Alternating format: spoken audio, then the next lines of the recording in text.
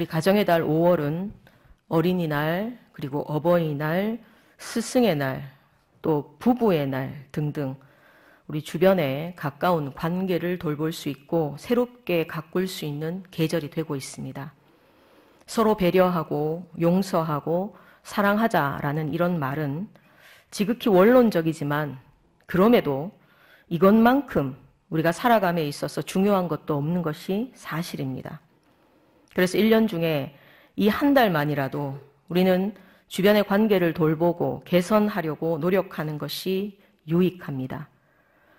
오늘 말씀은 그런 우리 인간관계에 있어서 원론적인 가르침도 중요하지만 그 너머 더 중요한 모든 관계의 근원이 되고 시작이 되는 하나님과 나, 하나님과 우리의 관계에 대해서 생각해 보고자 합니다. 성도인 우리는 하나님이 지으신 나, 하나님이 맺어주신 우리의 관계를 인정하고 믿으며 살아가는 사람들이기 때문입니다. 그러므로 모든 관계의 근원이 하나님으로부터이며 관계의 모범임을 잊지 말아야 하겠습니다. 개인의 생사화복뿐만 아니라 가정, 더 나아가서 민족과 국가의 흥망성쇠가 모두 하나님과 우리가 어떤 관계를 맺었느냐에 따라서 달라졌다는 것을 성경을 통해서 우리는 배우는 바입니다. 세상적인 관점이 아닌 성경의 관점으로 보면 인류가 시작된 이래 우리가 하나님의 편이냐 아니냐로 개인과 민족의 역사가 완전히 갈려지는 것을 확인할 수 있습니다. 그래서 하나님은 지도자들 그리고 부모를 통해서 하나님 경외함을 그 자손과 자녀들에게 가르치라고 명령하셨고 믿음의 부모와 선지는 다른 어떤 것보다도 그 하나님 신앙을 가르치려고 전하려고 무던히 애썼던 것을 성경 곳곳에서 발견할 수 있습니다.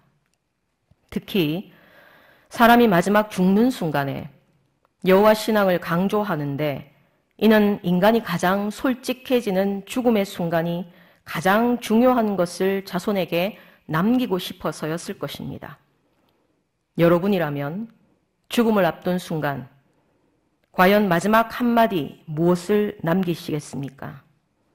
자녀들에게, 여러분의 가족들에게, 가장 사랑하는 사람에게 단 한마디만 할 수 있다면 말입니다. 지금 당장이 아니더라도 우리는 한 번씩 이 부분에 대해서 생각해보며 살아야 할 것입니다. 성경 속의 믿음의 사람들은 한결같이 하나님을 경외하라였습니다. 모세오경에 속하는 신명기는 그 전체가 이스라엘 민족에게 남긴 모세의 유언이라고 할 수 있습니다. 그에게는 주어진 시간이 좀 많았습니다. 병들거나 아파서 혹은 사고로 죽었던 것이 아니고 가나안 땅을 목전에 두고 들어가지 못할 것을 미리 알았기 때문입니다. 그래서 좀 더 길고 그리고 상세하게 가르치지만 그럼에도 한마디로 요약하자면 그것은 바로 오직 여호와를 경외하라였습니다. 그렇게 하면 복을 받고 그렇게 하지 않으면 망할 것이다.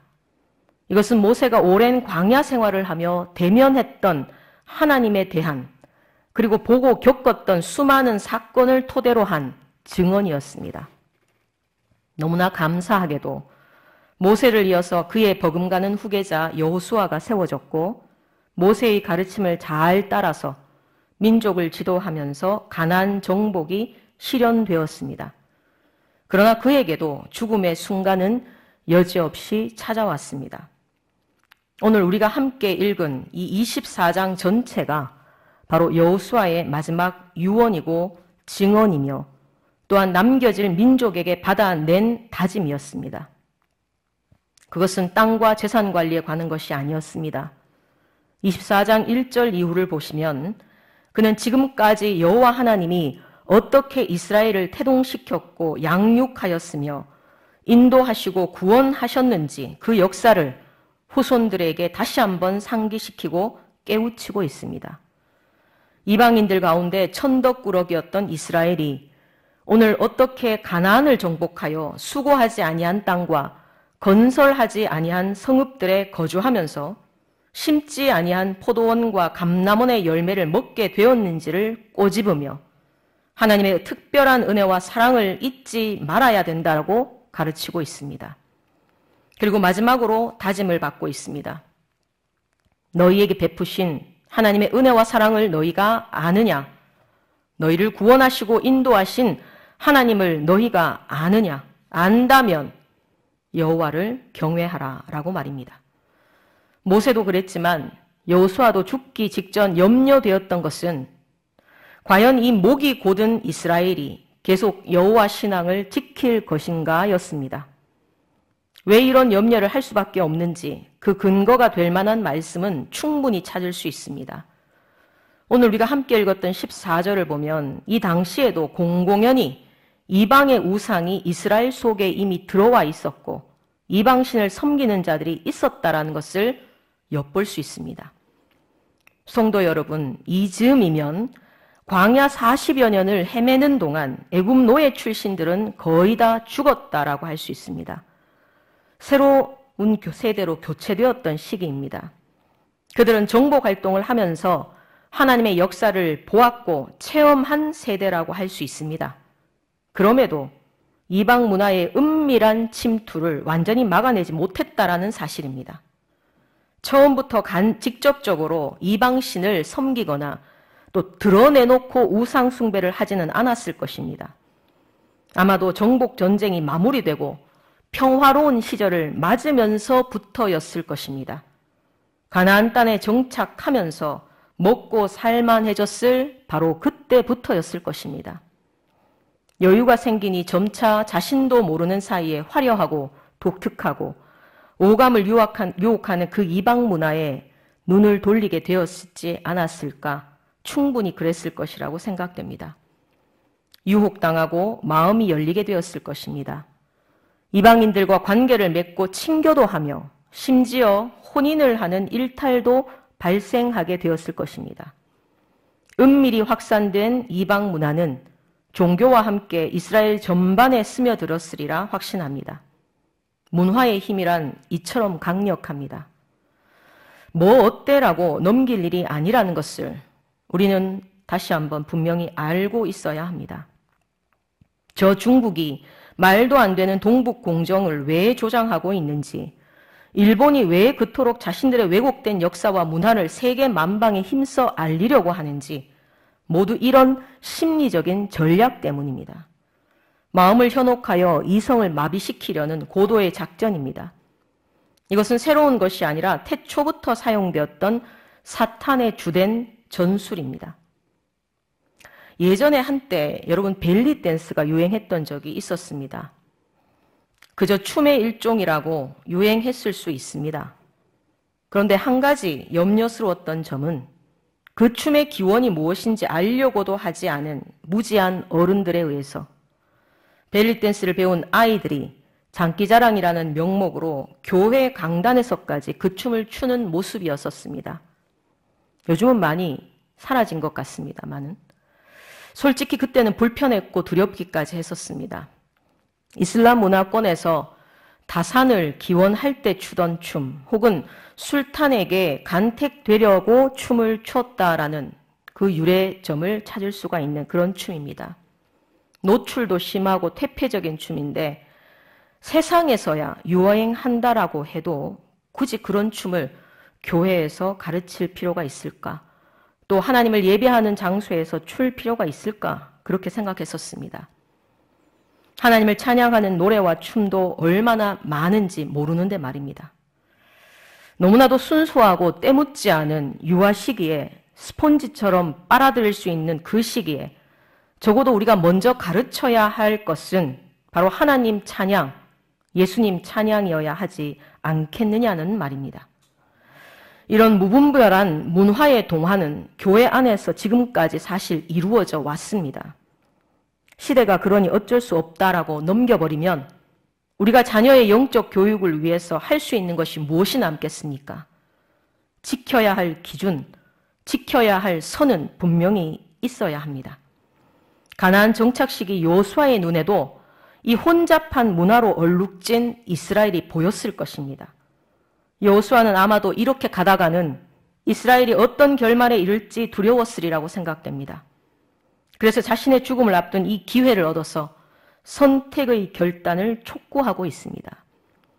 선택하라는 것은 여럿 가운데 너희들이 좋아하는 하나를 선택하라는 그런 의미가 아닙니다. 정신 차려라. 정신을 차리고 깨어서 여호와 신앙을 회복하라는 엄중한 경고의 말씀입니다. 오직 나와 내 집은 여호와를 섬기겠노라는 죽음을 앞둔 노쇠한 지도자가 스스로 결단을 보이며 민족이 사느냐 죽느냐의 기로에 서 있음을 깨우치고자 하는 호소입니다. 좋고 싫고의 기호 선택의 문제가 아니라는 사실입니다. 여호수아의 이 외침에 16절을 보면 백성은 이렇게 다짐하죠. 우리가 결단코 여호와를 버리고 다른 신들을 섬기지 않겠다라고 말입니다. 여러분, 우리가 심각하게 주목해야 할 것은 이 백성들 또한 여호와께서 살아계시다는 증거를 가진 자들이라는 사실입니다. 16절로 18절을 읽어보시면 그들의 목전에서 이적을 행하시고 우리를 보호하셨다라고 직접 여호와를 만났다라는 것을 증언하고 있지 않습니까? 이들에게 기적과 이적이 모자라서가 아닙니다. 그들은 여호와 제사도 율법대로 행하였고 율법대로 살던 사람이었으며 그러면서 한편으로 이방의 문화를 선호하고 좋아하게 되고 즐기게 되었던 것입니다. 사람의 마음은 좋아하는 대로 흐를 수밖에 없기에 앞으로 이스라엘이 어디로 치우치게 될지 불보듯 뻔했을 것입니다. 신앙은 어느 순간 어떻게 변질되고 무너질지 모른다는 사실을 오늘 우리는 다시금 이 부분을 통해서도 명심할 수 있어야 합니다. 여호수아는 이 백성의 다짐에도 걱정이 사라지지 않아서 19절에 이렇게 미래를 예측하며 말씀합니다. 너희가 여호와를 능히 섬기지 못할 것이다. 너희가 지금 아무리 그렇게 다짐한다고 해도 거룩하시고 완전하신 하나님의 분량에 그 하나님이 만족하실 만한 분량에는 미치지 못할 것이라고 단언하고 있습니다. 사람의 본성, 특히 이스라엘의 본성은 누구보다도 여호수아가 잘 알고 있기 때문이었을 것입니다. 그렇기 때문에 그들의 다짐이 말에 그치지 않고 실행되도록 폐부를 찌르면서까지 더욱 확실한 다짐을 받고자 함입니다.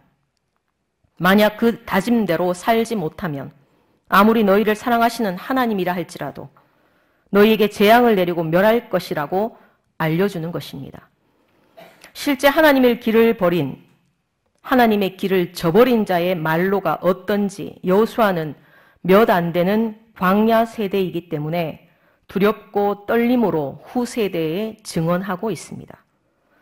백성은 21절을 보면 또다시 여호와를 섬기겠다 다짐하고 있습니다. 이 두 번째의 다짐에 여호수아는 너희 스스로 증인이라고 계약 성립을 선포합니다. 계약의 증표로 너희 중에 있는 이방신들을 치워버리고 너희의 마음을 이스라엘의 하나님 여호와께로 향하라고 요구합니다. 계약이란 상호 다짐으로 깨뜨리는 자가 모든 손해에 대한 책임을 져야 하는 법입니다. 그러므로 앞으로 이스라엘의 화복의 원인은 다름 아닌 바로 그들 속에 있다라는 것을 이 계약은 담고 있습니다. 사랑하는 성도 여러분, 이스라엘이 과연 이 계약대로 완전히 행하였겠습니까? 그렇게 행한 사람도 있었을 것이고 그렇지 못한 사람도 있었을 것입니다. 왜냐하면 그들의 본성이 그렇기 때문입니다. 100% 완전 무결하게 여호와 신앙을 지켰을 리가 만무하다는 것은 우리 자신을 봐도 인간의 역사를 통해서도 알 수 있습니다. 또 다른 한편 이후의 성경을 통해서도 그것은 증명되고 있습니다. 사사기를 보면 이미 이스라엘은 여호와 신앙과 이방 문화가 어우러져서 혼잡되어 있다는 것을 알 수 있고 하나님이 노를 바라시는 원인이 되고 있습니다. 한번 변질된 물건, 사람이 원래대로 깨끗해지는 것은 너무나도 힘들다는 것을 우리는 다시금 알 수 있습니다.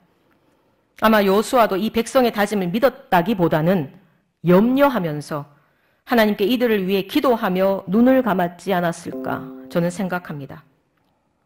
성도 여러분, 저와 여러분은 인생의 어느 때쯤에 걸어가고 있으십니까? 아직도 한 3, 40년은 너끈히 살아갈 것 같습니까? 그 정도는 아니고 한 20년쯤은 살아갈 것 같다라고 생각되십니까? 아직도 많이 남은 것 같습니까? 그래서 내 자녀들, 우리의 후손들에게 바른 신앙을 가르치고 바른 길로 가도록 그렇게 이끄는 일을 천천히 해도 될 거라고 생각하십니까? 만약 오늘 밤이라도 하나님이 데려가신다면 어쩌시렵니까? 설마 신앙과 무관하게 저들은 착하니까, 지금 잘 되고 있으니까 막연한 세상적인 운명론자이십니까? 이런 생각을 가지신 분들에게는 달리 드릴 말씀이 없습니다. 그러나 주를 믿는 신앙인이라면 다르겠죠. 종말을 인식하며 살아가야 하고 항상 십자가와 부활의 신앙으로 담대하게 살아가는 성도여야 하지 않겠습니까? 베드로 사도 역시 베드로후서 1장 12절 이하에 그 당시 흩어진 성도들에게 다시금 이 종말의 신앙을 깨우치며 가르치고 있습니다. 종말 신앙은 희미해진 것 같지만 사실 그 어느 때보다도 지금 오늘날 우리 교회와 성도의 현실에 가장 필요한 그런 말씀이 아닌가 생각합니다. 한국 교회가 내리막길을 이미 걷고 있다고들 합니다. 전도는 막히고 후세대 양성도 쉽지 않습니다. 솔직히 내 자녀가 어느 대학에 들어가고 어느 직장에 들어가고 얼마나 돈을 벌고 있으며 성공했는지 온 동네와 교회가 관심을 가지고 있습니다. 자랑하는 소리들이 넘쳐납니다. 그렇게 되어야 하나님이 나의 기도에 응답하셨다고, 그렇게 잘 되어야 하나님이 나를 축복하셨다라고 생각하는 변질된 기복신앙의 영향이 아닐까 생각합니다. 그런데 자녀들이 어느 교회에 나가고 있는지, 신앙생활은 잘 하고 있는지 관심을 가지고 염려하며 계속해서 물어보시고 또 이끄시려고 하는 분들은 잘 보이는 것 같지 않습니다. 세상편에서 성공의 넓은 길이 아니라 세상에서 봤을 때 혹 실패로 보일지라도 좁은 길인 하나님이 기뻐하시는 길을 가도록 격려하고 권고하셔야 합니다. 그런 신앙의 모습을 자랑하는 분들이 들리지 않고 보이지 않는 현실이 되었습니다. 그런 모든 원인은 바로 우리 자신에게 있습니다. 우리가 과연 그렇게 본을 보이며 살았는가 말입니다. 여호수아는 하나님이 살아계신 분이며 어떤 분이신가에 대한 넘치는 증거를 잡고 살아갔던 자였습니다. 그가 어떻게 하나님을 믿고 순종했는지는 참으로 그 백성들이 잘 알고 있었으리라 생각됩니다. 그렇게 확고한 신념으로 자신 있게 민족을 향해서 가르쳤던 것입니다. 오직 나와 내 집은 여호와만을 섬기겠노라는 그의 다짐이 말뿐이 되지 않을 것이라는 것을, 그 신뢰를 민족과 후손에게 충분히 주고도 남을 사람이었습니다. 오늘 부모가 되고 선생이 된 우리가 바로 하나님이 살아계시다는 이 확고한 신념으로 증거를 붙잡고 살아가고 있는지 철저히 성찰하고 회개해야 할 줄 믿습니다. 적어도 내 자녀와 내 가족들에게, 내 학생에게 그런 신뢰를 받으며 살아가고 있는지 돌아보아야 할 것입니다. 요즘 세대를 탓하고 가르치려 하기 전에 우리 말 한마디에 무거운 책임감과 확신을 전수할 수 있는 어버이인지 지도자인지 스승인지를 참으로 반성하며 살아가야 할 것입니다. 행동하지 않는 말뿐인 기성세대에게 실망을 넘어 절망하는 젊은이가 얼마나 많은지 모릅니다. 적어도 우리 교회만이라도 먼저 바뀌고 먼저 본이 되는 장이 되어야 하지 않겠습니까? 그래서 나의 부모님을 보니까 하나님을 정말 만나고 싶다. 우리 선생님, 우리 목사님을 보니까 하나님은 살아 계시구나. 우리 교회를 보니까 역시 하나님이 계시구나. 나도 그 하나님을 만나고 싶다. 믿고 싶다. 바로 이런 비전을 저들에게 심어주어야 하지 않겠습니까? 그러기 위해서 여러분이 먼저, 우리가 먼저 하나님을 경외해야 합니다. 경외함이란 하나님을 하나님으로 인정하는 데서 출발합니다. 그래서 매사에 하나님의 뜻이 무엇인지를 말씀과 기도를 통해서 알려고 하고 그리고 순종하는 것입니다. 아마 하나님의 뜻이 세상과는 달라서 의아할 수 있고 세상과는 달라서 낯설 수도 있을 것이며 하나님의 뜻이 내 뜻과 생각과 다를 수 있습니다. 그래서 어렵고 좁은 그 길을 들어서며 걸어가는 것이 너무나도 힘들 수 있겠지만 그런 사람이 바로 주님을 경외하는 자입니다. 힘들어도 그 길을 굳건하게 걸어가는 성도는 분명히 있을 것이라 믿습니다. 세상 사람들과 활발한 교류가 이루어져야 살 수 있을 것 같고 세상에 어느 정도 동화되어야 성공할 수 있는 것 같음에도 여전히 나는 그 길을 가지 않겠다라고 고집하면서 주님만 붙잡고 살아가는 그런 성도가 있을 것이라 믿습니다. 세상의 넓은 길을 마다하고 하나님의 좁은 진리를 고집하면서 오직 나와 내 집은 여호와만을 경외한다는 이 믿음을 지키고 가르치고 전수하는 성도, 그런 가정이 반드시 있을 것입니다. 19절에 여호수아가 하나님에 관한 속성을 말씀하고 있습니다.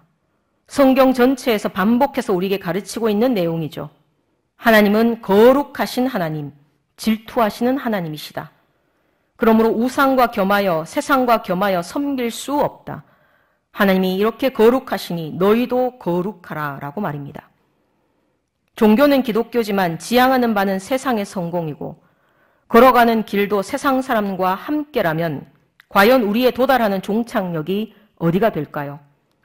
뭐로 가도 서울만 가면 된다라는 이런 말을 하나님께 적용하지 마십시오. 주님께 강요하지 마십시오.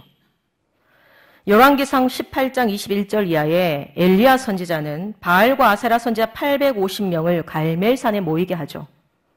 그리고 온 이스라엘 백성에게 이렇게 호통을 치고 있습니다. 너희가 어느 때까지 둘 사이에서 머뭇하려느냐. 세번역 성경을 보면 언제까지 양쪽에 다리를 걸치고 머뭇거리고 있을 것이냐라고 되어 있는데 이 말은 주저한다는 말이 결코 아닙니다. 실제 히브리어 원어의 의미는 가운데 선을 그어놓고 하나님 편과 반대편을 왔다 갔다 이리 뛰었다 저리 뛰었다 건너뛰는 모습을 나타내는 말입니다. 사사기에 이스라엘 백성을 한번 생각해 보시면 이 말이 무슨 뜻인지 이해될 것입니다. 이 민족의 침입으로 위기가 닥쳤을 때는 하나님께 회개하고 살려달라고 하다가 위기가 해소되면 다시 언제 그랬냐며 저 세상으로 나가버리는 것. 사사기에서 계속 반복되고 있지 않습니까? 성도 여러분, 하나님과 세상이 이처럼 왔다 갔다 할 수 있는 그런 편이 아니지 않습니까? 그저 하나님이 우리의 회개를 어여삐 봐주실 뿐이겠죠. 우리는 과연 온전히 하나님 편에 서 있는지를 봐야 할 것입니다. 하나님과 함께 하나님이 기뻐하시는 그 길을 동행하고 있는지 말입니다. 믿음의 확실한 증거를 붙잡고 힘들어도 믿음대로 살라고 우리가 가르치고 우리가 정말 그들에게 본이 되고 있는지 말입니다. 좁은 길을 가려고 애쓰는 성도들과 힘드니까 때마다 카멜레온처럼 이리 갔다 저리 갔다 하는 성도들이 양편으로 나뉘어질 것입니다. 그들의 도착점이 과연 어디가 될지 생각해 보시기 바랍니다. 그런 성도들의 후세대가 어떤 모습이 될지 예상해 보시기 바랍니다. 힘들어서 신앙생활 못하겠다. 말씀대로 못 살겠다. 그렇게 말씀하지 마십시오. 이런 분들은 그렇게 살려고 애쓰지도 않고 말만 하는 사람들이기 때문입니다. 완전하신 하나님께 우리가 어찌 도달할 수 있겠습니까? 할 수 없는 것을 알면서도 생각은 하면서 살아야 하며 애는 써야 하고 몸부림 쳐야 하는 것입니다. 그 몸부림을 하나님은 분명히 보고 계시고 은혜를 통해 하나님께로 분명히 인도하실 것을 믿으며 나아가야 하는 것입니다. 우리는 3, 4대 믿음의 가정이다라는 것을 자랑할 것이 아니라 지금 나와 내 가정이 그 믿음을 올바르게 계승하고 있는지를 살펴야 합니다. 여러분이 처음 예수를 믿는 세대라면 더더욱 인내하며 믿음의 증거를 확보하면서 살아가려 애쓰시기 바랍니다. 저는 목사로서 성경의 가르침, 하나님의 말씀대로 전합니다. 환경에 구애받지 마시고 성령의 인도하심을 기대하시기 바랍니다. 말씀과 기도로 주님의 은혜와 능력을 받아 살아가십시오. 저 어린아이들의 순수한 심령에 도대체 우리가 무엇을 비전으로 심어야 할지 심각하게 도전받으며 살아가야 합니다. 저와 여러분이 든든한 믿음의 버팀목이 되어서 가르쳐야 하지 않겠습니까?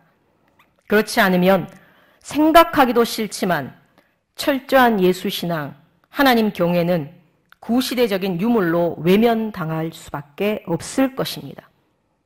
말씀을 정리하겠습니다. 어린이 주일, 어버이 주일, 부부의 날 등등 다 좋습니다. 관계를 돌아보고 반성하고 개선하고 그렇게 사람을 돌보고 가정을 세워나가는 노력 우리 해야 합니다. 그 모든 것의 근간이 되는 것은 여호와 경외로부터임을 먼저 명심하시기 바랍니다. 그래서 내가 주님 안에 있는지, 주님이 내 안에 있는지, 주님과 함께 내가 동행하고 있는지 살펴야 할 때입니다. 감히 단언하건대 오직 하나님만 경외하는 성도라면, 제대로 하나님이 기뻐하시는 길을 가는 성도라면 주의 말씀대로 살아갈 것이고, 그는 또한 말하지 않아도 이웃을 사랑하는데도 최선을 다할 것이고, 그로 인해 믿음의 증거가 드러나게 될 것입니다. 그 믿음 위에 가정이 세워지고 그 믿음을 자녀와 후손이 계승할 때 어찌 복된 가정이 되지 않을 수가 있겠습니까? 하나님이 떠날 수가 있겠습니까?